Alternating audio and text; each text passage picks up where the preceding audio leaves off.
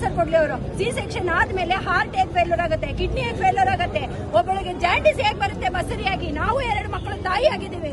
ಯಾವುದೇ ಆದ್ರೂನು first technology ಮುಂದೆ ಇದೆ ಸರ್. ಈ ಹಾಸ್ಪಿಟಲ್ ಅಲ್ಲಿ ಮೋಸ ಮಾಡಿದ್ದಾರೆ ನಮ್ಮ ಅಣ್ಣನಿಗೆ. ಸರಿನಾ? ನಮಗೆ ಇವಾಗ ನ್ಯಾಯ ಬೇಕು. ನಮಗೆ ಒಂದು ನಮ್ಮ ಹುಡುಗಿನ ವಾಪಸ್ ಕೊಡ್ಲಿ, ಇಲ್ಲಾಂದ್ರೆ ಹಾಸ್ಪಿಟಲ್ ಮುಚ್ಚಲಿ. ಇಷ್ಟೇ. ಇವರು ಸಿ ಸೆಕ್ಷನ್ ಆದ್ಮೇಲೆ ಜಾಂಡಿಸ್ ಇದೆ, BP ಹೈ ಆಗಿದೆ ಅಂತ ಕರ್ಕೊಂಡ್ಬಂದಿಲ್ಲ ಹಾಕೊಂಡಿದ್ದಾರೆ. ಡೆತ್ ವಿಚಾರ ಬೆಳಗ್ಗೆ 7 ಗಂಟೆಯಲ್ಲಿ ಹೇಳಿರೋದು. 5:15 ನಮ್ಮ ಅತ್ತಿಗೆ ಮಾತಾಡಿದ್ದಾರೆ ನಮ್ಮ ಅಣ್ಣನ ಜೊತೆ. ಬೆಳಿಗ್ಗೆ 5:15 ಮಾತಾಡಿದ್ದಾರೆ.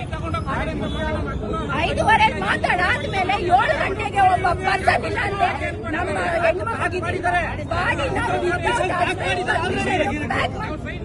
ವಿತೌಟ್ ಹಸ್ಬೆಂಡ್ ಪರ್ಮಿಷನ್ ಮಾತಾಡಕ್ ಬಿಡಿ. ವಿತೌಟ್ ಹಸ್ಬೆಂಡ್ ಪರ್ಮಿಷನ್ ಪ್ಯಾಕ್ ಮಾಡಿದ್ದಾರೆ. ಬಾಡಿನ ಪ್ಯಾಕ್ ಮಾಡಿದ್ದಾರೆ. ನೋಡಕ್ಕೆ ಸಹ ಬಿಡ್ತಾ ಇಲ್ಲ ಅಲ್ಲಿ ಒಬ್ಬರನ್ನು. ಆಮೇಲೆ ಹೇಳಿದ್ದಾರೆ ಹೋದ್ರೆ ಒಬ್ಬೊಬ್ರು ಹೋಗಿ ಇಬ್ಬಿಬ್ರು ಹೋಗಿ ಮಾಡಿ. ಏನ್ ವ್ಯವಸ್ಥೆ ಇದೆ ಸರ್? ಯಾಕೆ ಯಾವನೋ ದರ್ಶನ್ ಹೋಗಲ್ಲೆಲ್ಲೋ ಏನೋ ಮಾಡ್ದ ಅಂತ ಆಗ್ತಾರಲ್ವಾ? ಈ ತರ ನ್ಯಾಯ ಕೇಳಕ್ಕೆ ಯಾವನು ಬರಲ್ವಾ? ಬೆಳಗ್ಗೆಯಿಂದ ಎಷ್ಟು ಪ್ರೆಸ್ ಫೋನ್ ಮಾಡಿದೀವಿ ನಾವು ಅಂದ್ರೆ ನಮಗ್ ಗೊತ್ತು.